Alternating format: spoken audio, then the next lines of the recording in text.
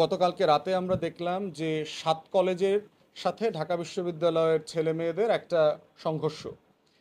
৭ কলেজের ভিতরে আবার একটা দুইটা ভাগ আছে, এর ভিতরে তিতুমিরের একাংশ আছে, তারা ৭ কলেজের আইডিয়ার মধ্যে থাকতে চায় না, তারা নিজেরাই একটা বিশ্ববিদ্যালয় হতে চায়।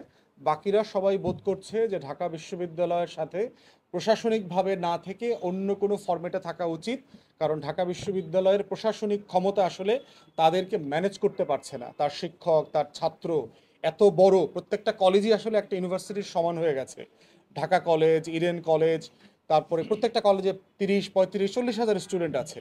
অতএব সেই জায়গাটার সংকটটা আমরা সমাধান দেখতে পাচ্ছি না। এবং এটা আজকে কালকের সমস্যা না, আমরা দেখতে পাচ্ছি যে এটা গত অনেক বছর থেকে আন্দোলনটা চলছে, বহুবার মারামারি হয়েছে।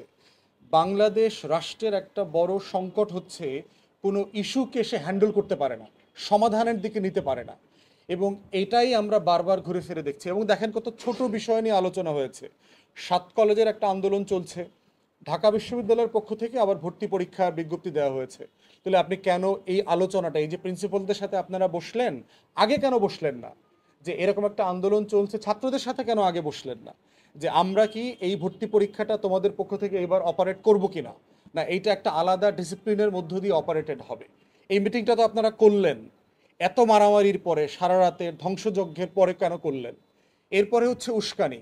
বিশ্ববিদ্যালয়ের অনেক কর্মকর্তা, শিক্ষকদের তরফ থেকে আমরা বোধ করছি যে আরও দায়িত্বশীল আচরণ হওয়া উচিত।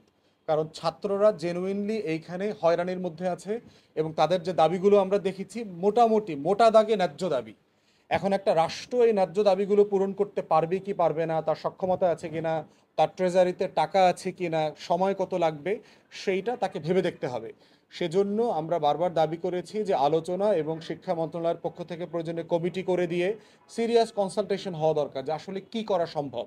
এই ৭ কলেজের কোনো কলেজকে কি আলাদা বিশ্ববিদ্যালয় করে দেবেন? কোনো কোন কলেজগুলোকে কি আপনি উন্মুক্ত অথবা জাতীয় বিশ্ববিদ্যালয়ের অধীনে ফেরত দিয়ে দিবেন? ঢাকা বিশ্ববিদ্যালয়ের অধীনে রাখবেন, না আলাদা একটা বিশ্ববিদ্যালয় ইউনিট তৈরি করবেন? কি করবেন? অপশন তো ৪-৫টাই আছে আমাদের হাতের সামনে। ছাত্রদের সাথে, শিক্ষকদের সাথে, প্রশাসনের সাথে কথা বলে এটার একটা সমাধান হওয়া দরকার। এইভাবে অন্যায্য দাবি দেওয়া, রাস্তায় না আসা পর্যন্ত, ভাঙচুর না করা পর্যন্ত বাংলাদেশের আমলাতন্ত্রের হুঁশ ফিরে ওঠে না।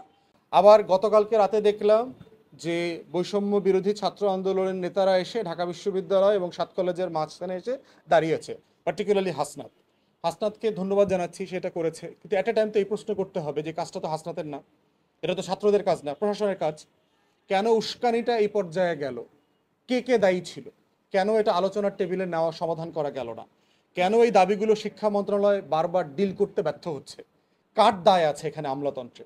এই জন্য বারবার আমরা এই আমলাতন্ত্রের ফেইলিওর নিয়ে বারবার বলছি, যাদেরকে আউটরাইট ডিসমিস করা দরকার, বিদায় করে দেন এই আমলাতন্ত্র থেকে।